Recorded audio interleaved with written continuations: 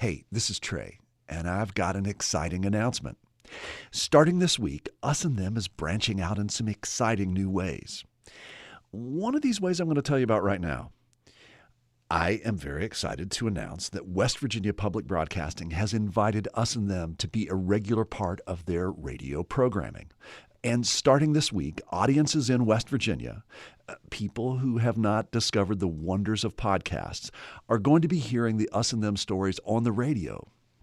And there's another exciting way that Us and Them is branching out, but I'm going to keep that under wraps for just a little while longer. But for now, I invite you to take a listen to the premiere episode of Us and Them for the radio.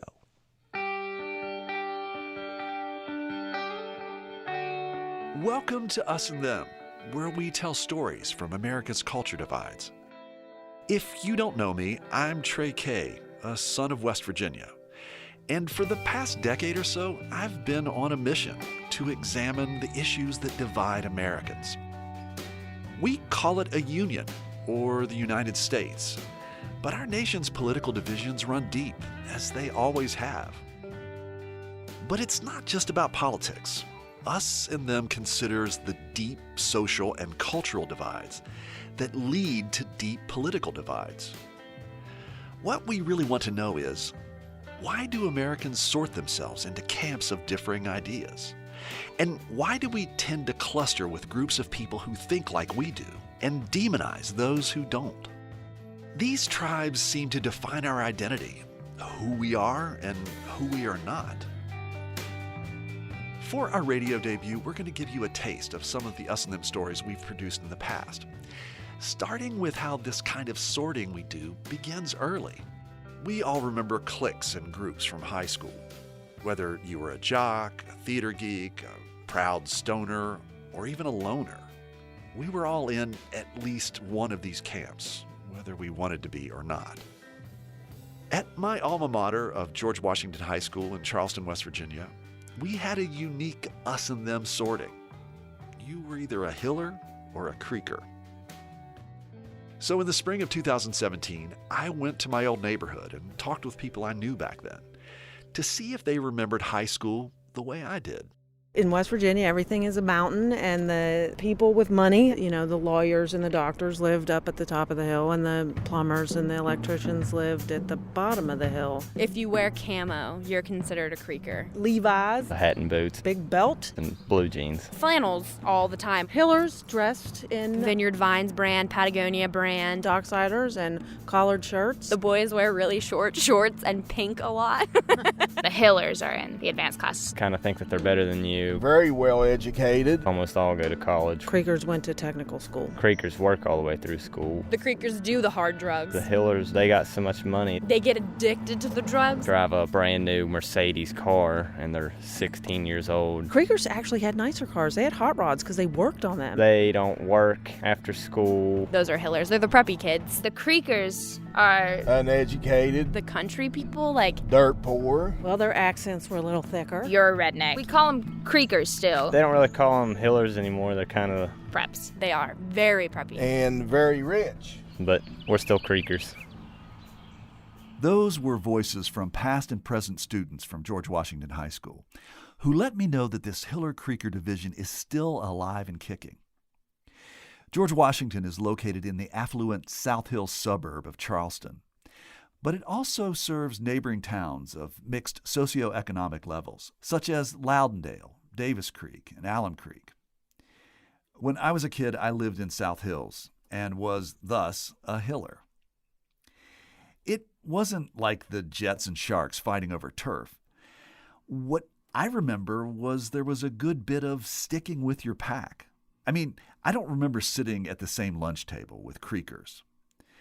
But I did have some Creeker friends. We played football together.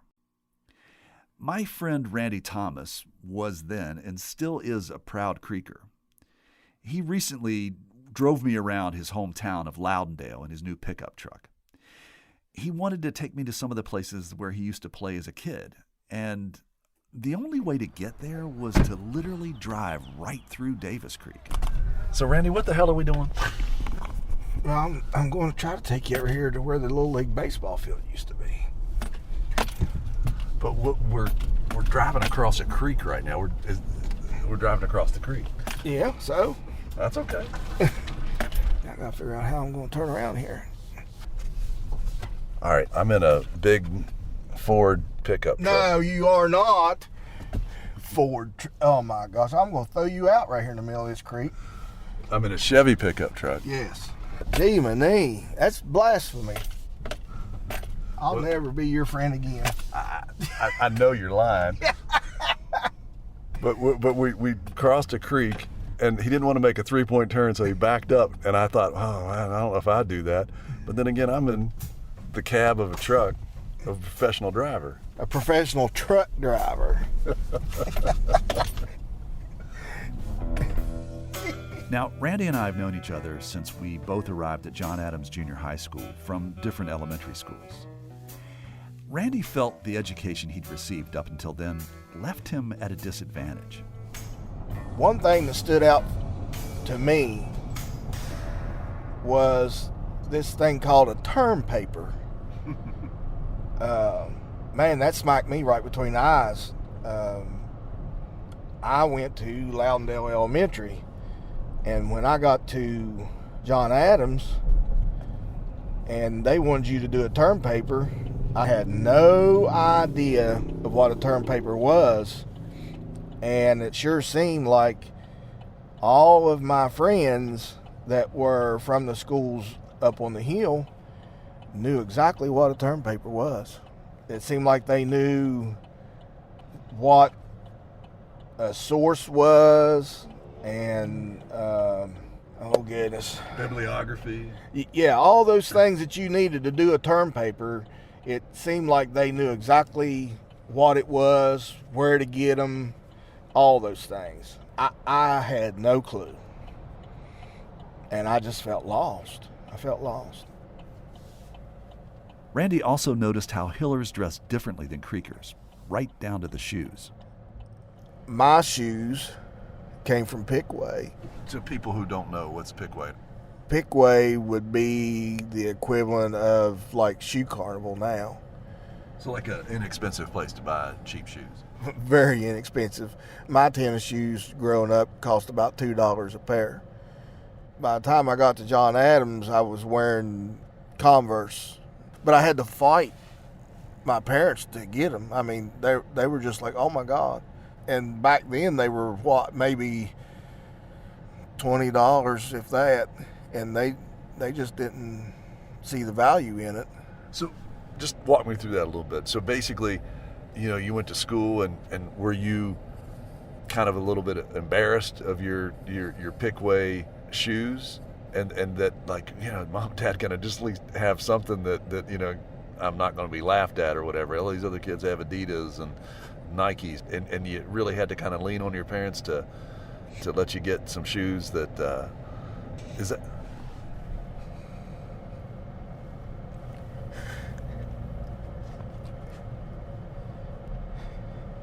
I feel like I've touched a nerve.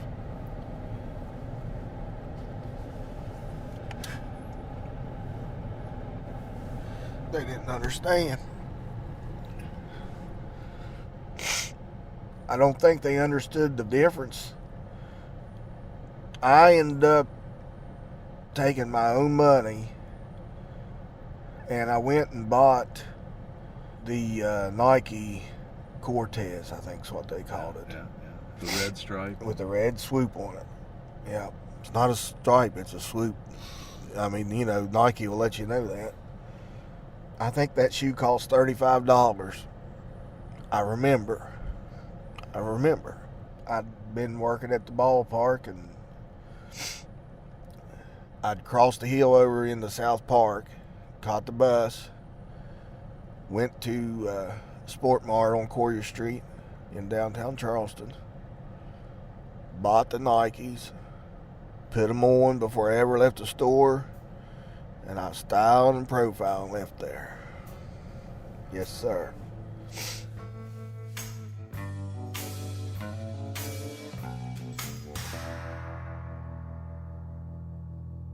That's my George Washington High School classmate Randy Thomas, remembering his first encounters with class differences. Your piece really touched me, and I got teary-eyed. I shed a few tears. And here's another GW alum. I'm Ann Magnuson. I'm a proud native West Virginian, and somehow I got stuck out here in Los Angeles. Ann is an actress, writer, and performance artist. Over the past few decades, she's been in lots of big screen scenes with actors like River Phoenix, John Malkovich, Samuel L. Jackson, Christopher Walken, and David Bowie. Even though her work is in Hollywood, she still feels a deep connection with West Virginia. And she's become a fan of Us and Them. She told me that our Hillers and Creekers episode took her right back to her high school days at GW. I got very emotional listening to it because I felt such compassion for the kids who felt left out. Because as one hits puberty, you are so self-conscious about the way you look and how your body is changing, and then how you appear to the opposite sex, or I guess now the same sex. So your appearance is everything, and what you wear is a big part of that. I think it's great that West Virginia Public Broadcasting is supporting Us and Them. It's so important for messages to get out there that show that we're all basically the same and we're not each other's enemies. And we need to come together and find the commonality so that we can become a united states again and combat these all too pervasive messages of divisiveness. It is not part of the solution. A show like Us and Them is part of the solution. If you, like Ann Magnuson, applaud West Virginia Public Broadcasting for supporting programs like Us and Them, would you consider protecting and sustaining public broadcasting? If the answer is yes, why don't you pick up your phone and call 1-800-RADIO-87, or you can pledge online at wvpublic.org.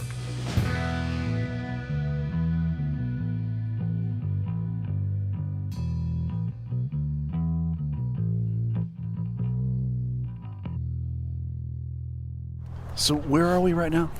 Well, we're in the oldest cemetery in Corinth, and where several Confederate soldiers are buried. It started, 1842? Is that what it was? Let's go read the signing in, because I don't have that. I'm sorry. That's me with my friend Alice Moore.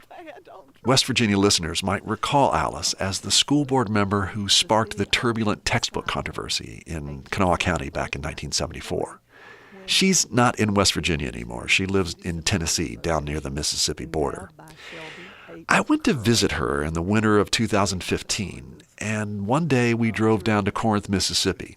She wanted to show me their city cemetery. City Cemetery, earliest evidence of Corinth's settlement, oldest cemetery in the city, with first burial dated at 1842.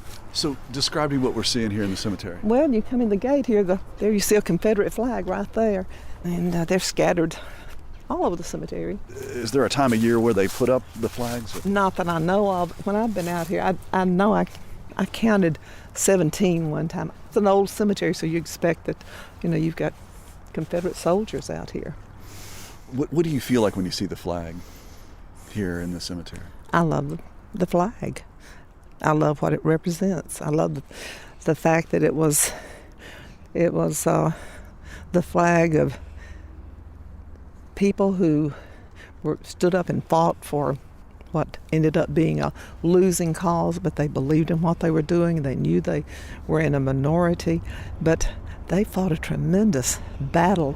That flag represents standing up for what's right and just and fighting for what you believe in. Do you understand that the Confederate battle flag, to many people in this country, that it's a symbol that is akin to the swastika, and that it's very difficult for them to see it any other way?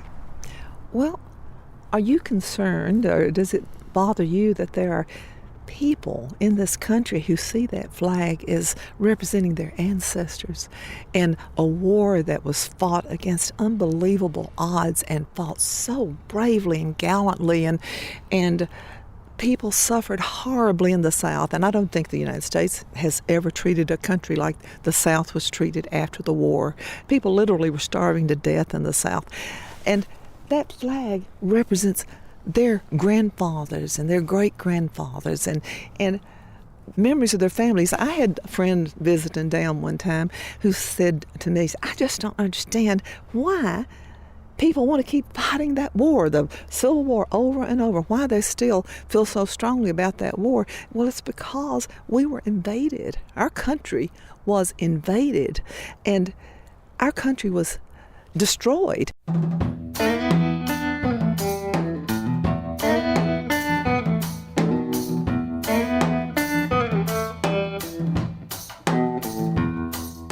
When I met with Alice, the controversy over the Confederate battle flag was not as hot an issue as it soon would become.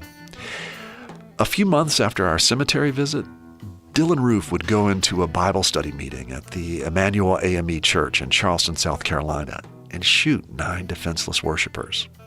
In the aftermath, pictures circulated of Dylan Roof posing with Confederate flags. This led many to call on South Carolina to stop flying the flag on State House grounds. That brings me to the subject of the Confederate flag that flies on the State House grounds. That's former South Carolina Governor Nikki Haley at a news conference after the Emmanuel 9 shooting. She's a Republican, and before this tragedy, she'd spoken against taking the flag down. But she changed her mind. We are here in a moment of unity in our state, without ill will, to say it's time to move the flag from the Capitol grounds.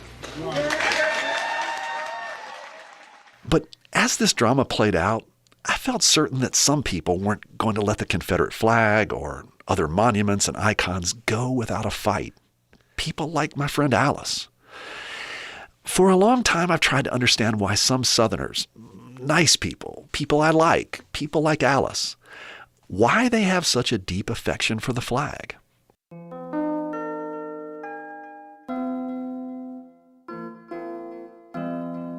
As I said, when Alice and I visited the Corinth Cemetery, it was well before the Charleston shooting or the national debate over the taking down of Confederate monuments. But I've spoken to her many times since the Dylan Roof trial and the tragic protests at Charlottesville, and she says she still feels the same about the flag. She agreed with Roof getting the death penalty and deplored the violence at Charlottesville. And she's disturbed that some racists have taken the flag as their symbol, because that's not what it means to her. When I listen to her, I realize it's not just that she and I have different senses of the flag. We believe in different versions of American history. Even when we read the same facts, we hear a different story. So it's unfair to you that this icon, the flag, continues to be associated with slavery. Well, what can I do about that? It's just inaccurate education. The pictures write the textbooks too, obviously. The slaves, for the most part, lived better lives in a sense, as far as their needs being met, and food and clothing, and the slaves were often far better off than poor Southerners. You do realize that there are a lot of people. There's a lot of people who would disagree. Okay, I understand you're not defending slavery, but I do feel that there would be a lot of people who would respectfully disagree with your assessment. It seems as though you're giving a very broad assessment of how all slaves were treated in the South, and I think that there is a record that basically speaks against what you just said. Well, I can tell you this. I can show you some old reports of things that are on the internet now, old records and things, that about some of the wealthy black slave owners in the South. I went to the museum where they had all these very prominent looking black families. They had their own social life, and they're finely dressed people, obviously very prosperous people. I checked this out, and historians say there's truth in what Alice is saying about some black people owning slaves. But it's complicated. So it wasn't this black-white hatred thing. there were even some white slaves who would sell themselves into slavery for, to get passage to America or something. Slavery is not a racial thing. I don't think it was a racial thing per se, because blacks had slaves, and when they would Trey, they did. Alice, I hear that. But Alice, Alice, what you're doing is you are reaching in and you're finding some very like a little chest note of an idea that you're holding out there, and you're saying, "Doesn't this change everything?" No, and it doesn't. It doesn't change everything. It doesn't change everything. I mean, I just want you to understand, this is not a one-sided issue here. These men and boys, young kids, had to go off to war, went to war, to fight for the South. Now, just wait a minute. They left the women and the little children at home with only the slaves. Those people lived in communities where the children played together, and they lived basically peaceful lives. People in the South didn't hate each other. Black people and white people didn't hate each other. We had a separated society to a great extent, but you didn't have hatred down here. This is the heart of a country where people believe the Bible is the Word of God, and they don't believe in treating other people in evil and cruel ways. It was really cold in the cemetery, so Alice and I had to get back into the car to warm up. But I wasn't going to let go of this idea that slavery wasn't cruel. We have photographs of slaves with severely lacerated backs from being whipped, and we have records of people and their families being separated. I'm not talking about that. I'm talking about what happened in the majority of cases. And someone made the point: if you had a $5,000 horse, you wouldn't abuse that horse. You'd feed him well and take good care of him, and you'd want him to be in great shape. You would treat him with kindness. And if you had a $5,000 slave, you didn't want to abuse and mistreat that man. He was a much better slave if he was a happy man and not treated badly. So they weren't treated badly. And even from a Christian perspective, you couldn't treat anyone like that and be a Christian. And this is the Christian South. It was strong in Christian heritage. And so people as a whole were not treated badly. But while we're still sitting, wait. While we're still sitting here in the car in the cemetery, I feel as though I might, just for sake of discussion, give you a pass and say, you know what, there was just like this big misunderstanding with regard to slavery. The North was complicit in it as well. Let's, just for sake of discussion, say that in a way you have just set the record straight. But I still look around here and I see these Confederate battle flags here in the cemetery. And if it wasn't for the horrors of Reconstruction and the really darkened days of the Jim Crow South that in many ways rallied under that flag, I would say, yeah, okay, the battle flag, it's a sign of Southern pride, but it's also wrapped up in that part of the ugly part of segregation in Jim Crow, and I don't know how you extricate that. Well, do you believe that people who love that as a symbol of the South shouldn't be allowed to have it? We should pass a law making it illegal for people to love their heritage, love their relatives, take great pride in the bravery of these people and the stand that they took for what they believed was right. And that flag represents that to all of these people. And you're saying, well, there are people who see it otherwise, therefore it's an evil thing, we ought to do away with it. Why? So we need to go back because I'm getting tired. But I just want to say one thing before we leave the cemetery. First of all, thank you for bringing me here. Oh, I'm so glad to bring you out here. And the sun is setting here right now, and actually the light looks like really, really lovely here on the cemetery. I mean, just what are your final thoughts as we're pulling away? How peaceful it is. I love old cemeteries. I love walking around and reading the tombstones and just there's so much history in them. And I just love this one in particular because it's small and, encased in a brick wall like this, and it just tells a story. It just is representative of this section of the country, I think. And my cousin and her husband are buried right in there where the flowers are, young. Are you going to put a Confederate flag over there? Well, their family might want to, I don't know. I like looking out there and seeing that battle flag, and it's a beautiful flag.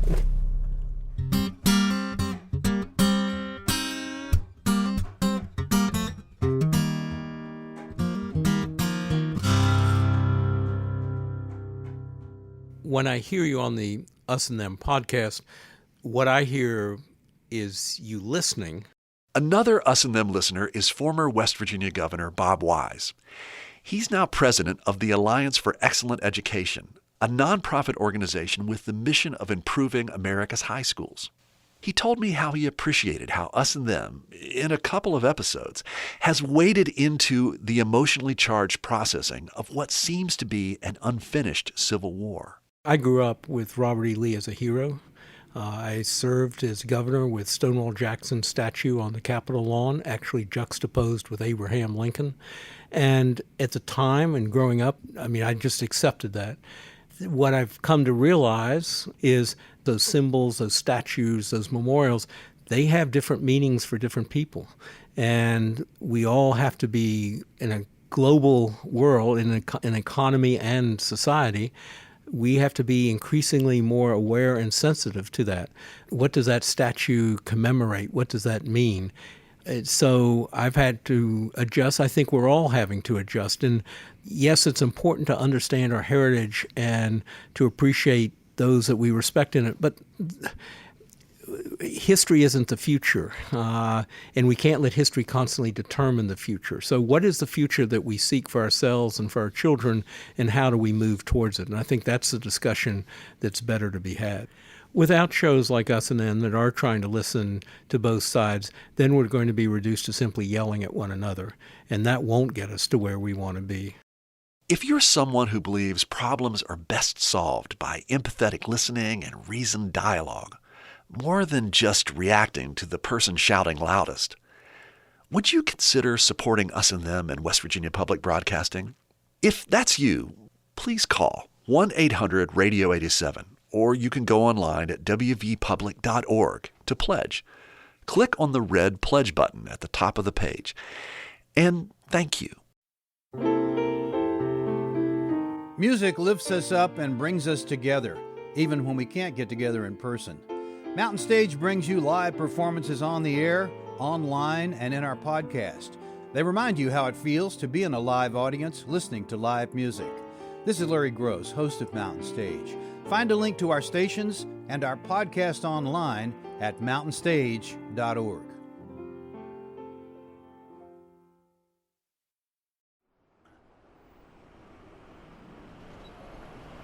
It's a cold night in Manhattan. I'm walking down 42nd Street on my way to Grand Central Station. Sitting on the sidewalk with his back propped up against the side of a Model sporting goods store is a man with a green baseball cap pulled over his eyes. He has his hands pressed together at his chest like he's praying. Can I talk to you for a second? How long have you been doing this? 6 days. He has a basket before his feet, and resting on his shins is a piece of cardboard with a message. My mother just passed away from breast cancer. I need $68 for a ticket home. Have a heart, please help. Where's home? Tennessee, like 11 miles out of Nashville. And don't you have anybody else in the family who could help you with it? No, I don't have any brothers or sisters. My dad, that's a long story, and no, not really. So how close are you to getting your goal? The whole thing cost $68. I got like 33 bucks. The guy tells me he came to New York looking for work. And it just happened out of nowhere. My mom passed away she went to radiation treatment. They told her to come back a month and a half, and 4 days later she passed away. Really sorry to hear that. This guy seems really sincere, and I really want to believe him. But in all honesty, I'm not sure if I'm being played. I mean, how do I know if his mother died or if he's really going to go to Tennessee? And does it really take 6 days to get $68 together? I tell this guy that many of my friends would think that he's one of those scammers. That's what a lot of people say. I mean, unfortunately, the people that, you know, are trying to do something, you know what I mean, don't really get the help they need because of other people that ruin it for everybody else. You know what I'm saying? They think that you're going to go and take this and, like, buy alcohol or drugs. That's what a lot of people, that's what ruins it for others. Thank you very much. So you're getting closer to your goal. That's 34. To tell you the truth, this is a much longer conversation than I usually have with most panhandlers. That's because the moment they make contact with me, I'm a goner. I have trouble saying no, and so I usually make a detour around panhandlers to avoid having to open my wallet. But today, this dude is really pulling on my heartstrings. But is he scamming me? I don't know what to do. I guess he needs the money, probably more than I do. I'm going to give you a little more money towards your goal. I pull out my wallet and drop a $5 in his basket. Thank you. Can you tell me your name and where you're from? I'm Michael Efren, and I'm from Nashville, Tennessee. Good luck to you. Stay safe, Michael. I'm sorry about your mother. Thank you. I appreciate it. Am I a sucker? I don't know.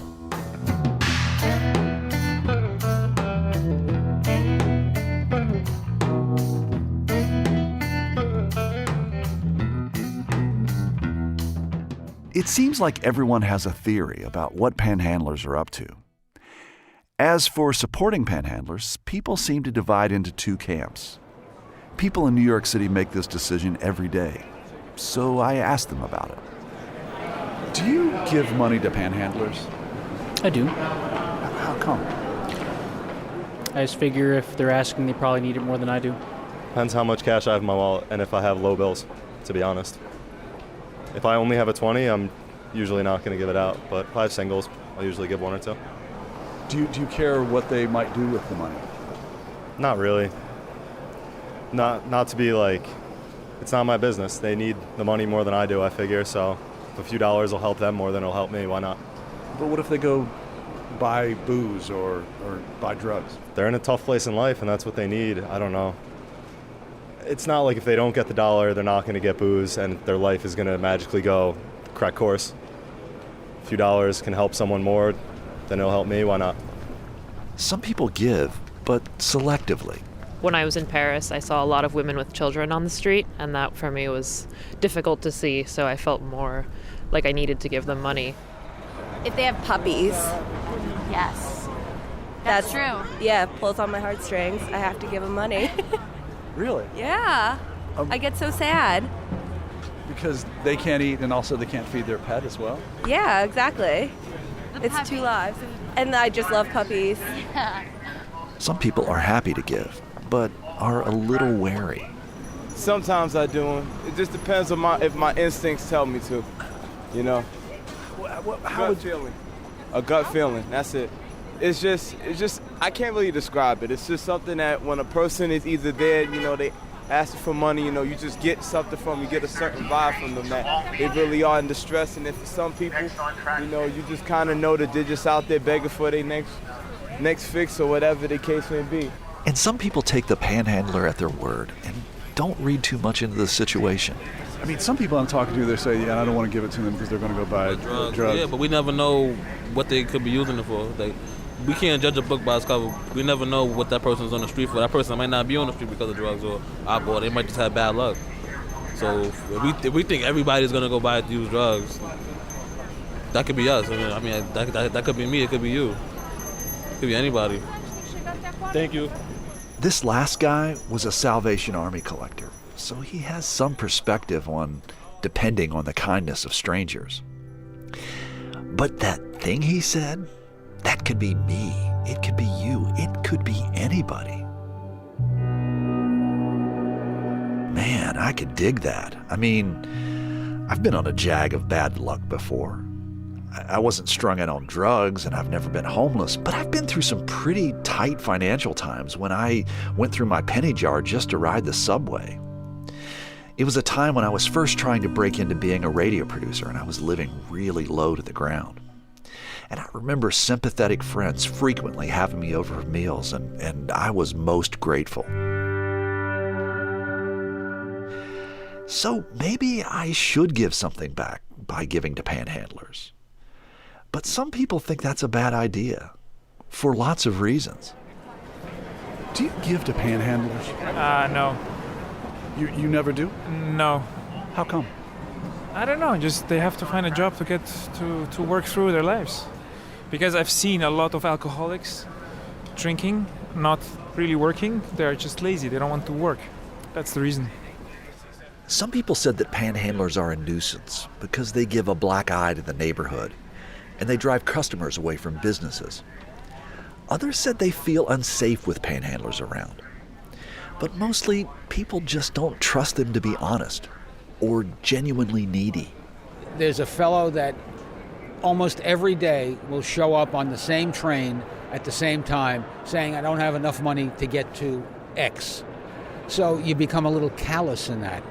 So, who's telling you the truth, who's not telling you the truth. I've seen some people wearing like $200 sneakers panhandling. So you tell me, why would I give that person money? Because some of these guys, again, $200 sneakers and you want money from me? So no. Do you give money to panhandlers? No, I'm afraid I don't. Why? It's difficult to tell whether, in fact, they are in true need. Some just make a career of it and a business of it. And I give to charities. I donate to many. But I don't give to the panhandlers. Oh, recently I've seen a few things on the media where they have shown where people have been literally panhandling and then, in fact, take off in fancy cars or off to market, what have you. Some people told me they used to give, but they stopped. I've lived here for 10 years and I've had a very bad experience, and I no longer give money to panhandlers at all.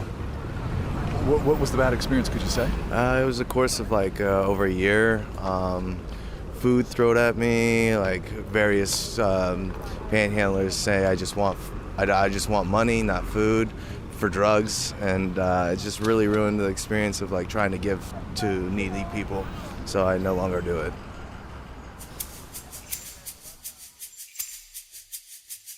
In New York, you encounter panhandlers on a daily basis. I mean, I encounter a panhandler every single day I walk out of my place because there's a guy, John, who is on my street all the time. And this is my friend Michael Cerveris. If you don't know him, he's a pretty big deal on Broadway. He's a 2-time Tony Award winner and best known for breathing life into some of Stephen Sondheim's most famous characters. I'd known Michael for years before we realized we're both proud sons of West Virginia. He's currently working in Pennsylvania. I'm spending a lot of time in my car driving around, and it's so great having podcasts. And along the way, I discovered Us and Them, and it just seems to be the perfect program at a perfect time. Obviously, live in a very divided country and a divided world, really, and I really look out for anything that seems to be trying to just have people face other people and experience somebody else's life. And I feel that on both sides of every divide. I get as frustrated with my friends and with people who I actually ideologically agree with, but the vehemence of their point of view sometimes seems to exclude any other point of view. And the fact is that there are very few black and white, right and wrong questions in the world. And even if you end up coming away from an episode of Us and Them or a conversation with somebody who thinks differently than you, still feeling like you are convinced of the validity of your point of view, the sheer fact that you've spent whatever amount of time putting aside your assumption that yours is the only way to accept that, oh, I at least understand why this person thinks differently than me. That's the beginning of building bridges and not walls. Are you someone like Michael Cerveris who favors building bridges more than walls? If that's you, Would you help protect and sustain the programming of West Virginia Public Broadcasting? Support Us and Them by calling 1-800-RADIO-87 or go to wvpublic.org and find the scarlet red pledge button. You can't miss it. It's right at the top of the page.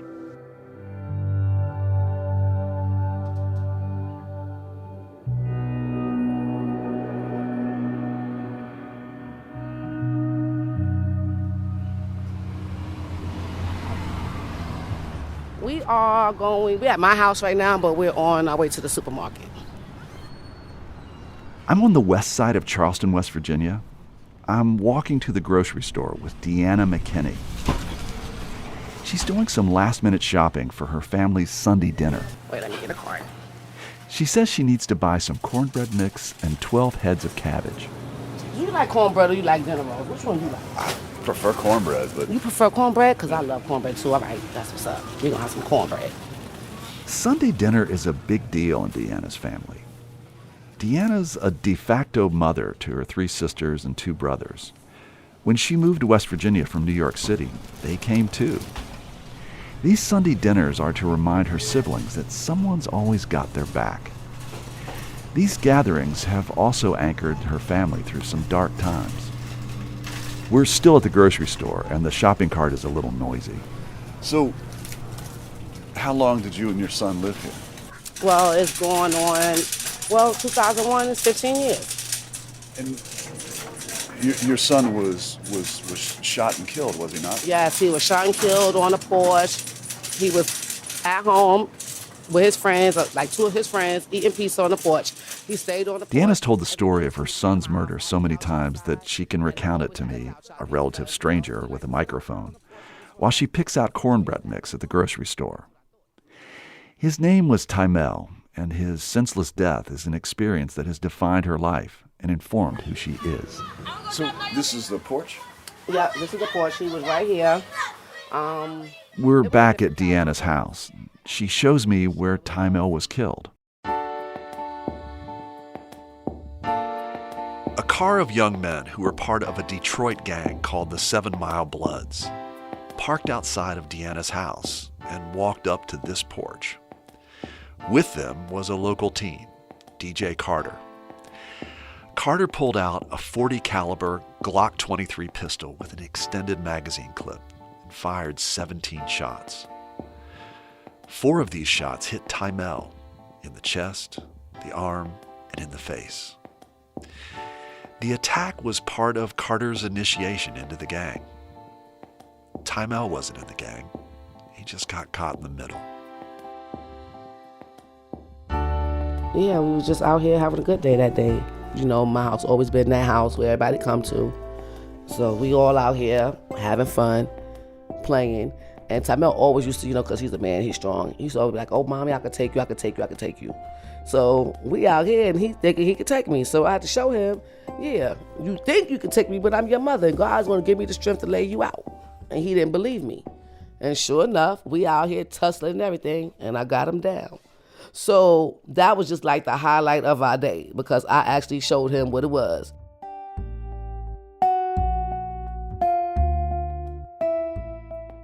Now it's getting dark. He's been out there all day just sitting on the porch. So he comes in. He had asked me if I wanted pizza. I guess he had ordered some pizza or whatever. So I'm like, no, bro, I want no pizza or whatever. So he go back outside. Next thing you know, I'm sitting here. And then you just hear pop, pop, pop, pop. But it comes through the window. I hit the floor.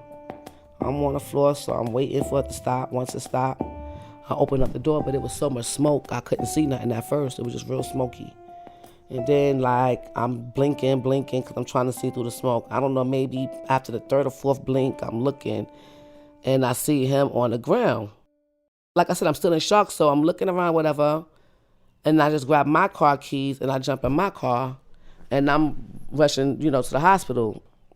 And then I go to CMC hospital, whatever. And then I was just there, and I just kept asking them, is he okay? Is he okay? Is he okay? You know what I'm saying? Like, they wasn't telling me nothing. You know what I'm saying? But I'm asking, is he okay? And they like, he's okay, he's okay. But once she came and said the doctor wanted to see me, I knew it wasn't okay. So that's when they told me that he didn't make it. So that was that night.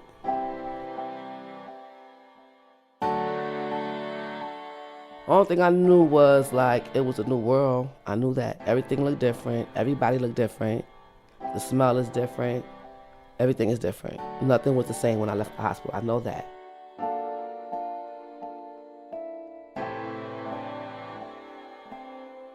It's been 4 years since Tymel was killed, and Deanna will tell you that things still don't feel right. But she's got a big family to support her. I need y'all to turn that music down because he's interviewing, so the music. Remember those Sunday dinners that Deanna and her family planned? Well, they invite me to one.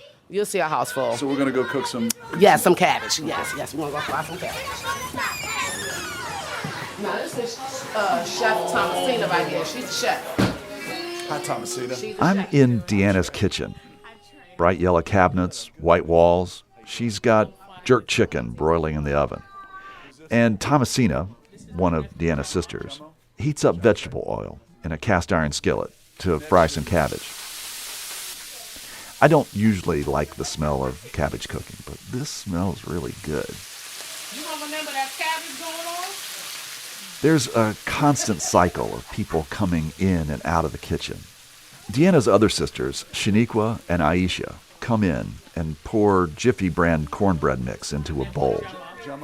Deanna's stirring the lumps out of the mix when a pouty 4-year-old Amari, who Deanna calls Mari, comes over sobbing. My granddaughter Mari. Hi, Mari. Oh, I met you. She's such a crybaby. She's sleepy right now, so she want me to walk around and hold her until she falls asleep. She don't understand today is not a good day for that. Is she your son's daughter? Yes, that's what I said. My only child, and he gave me a granddaughter before he left this earth. Now, how amazing is that?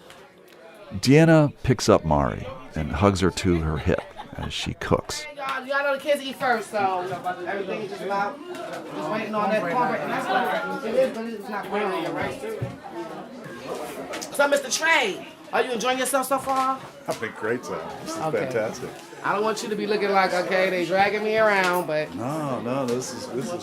enjoy yourself. This is every Sunday. This is every Sunday, though. It's every Sunday. Love you, Miss Deanna. Love you too. Y'all not eating? Okay. Look at all this from New York. Now look, one person bring all of this to West Virginia. They gotta love me here. They gotta love me. I'm just saying. I've had the privilege to hang out with Deanna and her family and to spend time on her couch talking about Tymel and her life. She said she hasn't gotten a lot of quiet moments like this since he died 4 years ago. Deanna is a woman who's been through one of the hardest possibilities of parenthood, the death of a child. And she's trying to make meaning out of this tragedy. When I'm around Deanna, she inhabits this strong optimism. But every now and then, I get a glimpse of fear that everything is not going to work out, that she might lose her house, that the future might be just as difficult for her granddaughter Amari. To me, her mission to improve the lives of the young people in her neighborhood seems like a quixotic battle against entrenched racism, systematic oppression, bias against African American mothers, and violence in a community that's often cruel to itself. But she keeps on anyway, for her community and for her granddaughter, Amari. What parts of her remind you of Tymel? Everything. She looked like him. She act like him. She played by herself like he did. Like, just everything. Comedian, love playing jokes, love practical jokes, and is very smart. How do you feel about her growing up here in Charleston?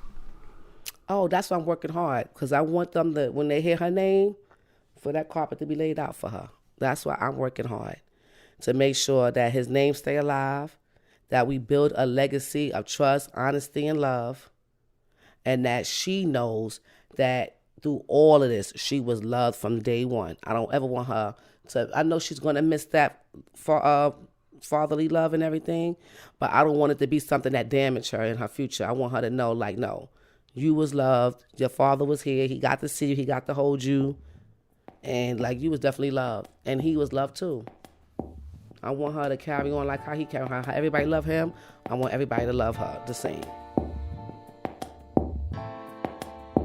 Deanna's hope is simple.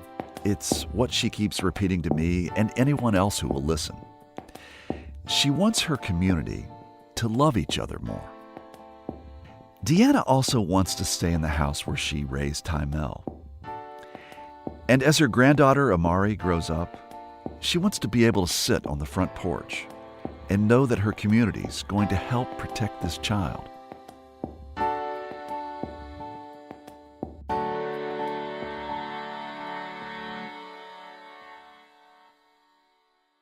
To get to know Deanna, I took an us and them journey. By that I mean I left the part of town where I grew up, where very few black people live, and spent a considerable amount of time in a community that was always there, but that I'd glossed over and, frankly, avoided. Getting to know the challenges of the west side of Charleston, West Virginia, has also given me the opportunity to get to know people like this man. Ronald English. I am an interim minister at the Antioch Baptist Church in Huntington, and I also do some facilitating in police community relations. Reverend English was ordained by Dr. Martin Luther King Jr., and we've spoken with him several times on Us and Them. Do you think there's value in a program like Us and Them and public radio supporting this type of work? I'm really glad you asked that. I at first had questioned the notion of a us and them kind of format, because us and them always kind of brings up a combative experience, when this is really trying to be more of a bridge. And I think that kind of bridge is a significant bridge to build, in particularly in this kind of time, when the us versus them is the call of the day, or is the thing that we are most familiar with, instead of us with them, of us speaking to them, of us trying to understand them.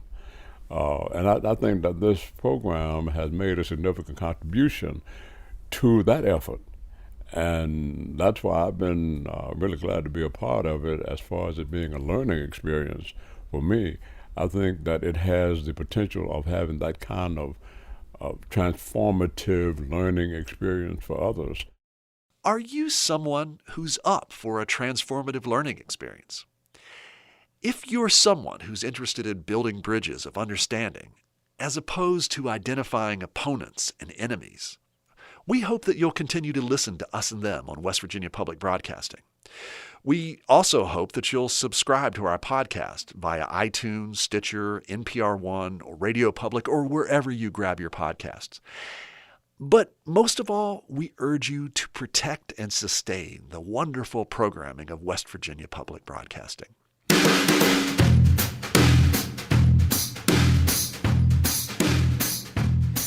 You've been listening to Us and Them.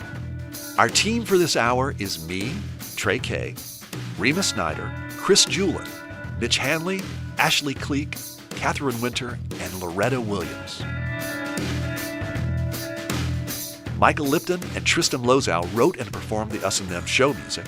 Mark Lerner designed our logo. The wonderful people at PRX and West Virginia Public Broadcasting make Us and Them possible. So do grants from the West Virginia Humanities Council, the Corporation for Public Broadcasting, the CRC Foundation, and the Daywood Foundation.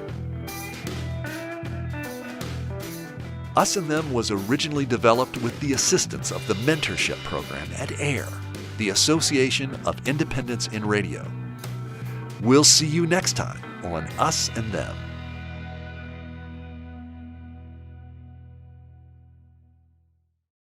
Support for this podcast comes from the Corporation for Public Broadcasting.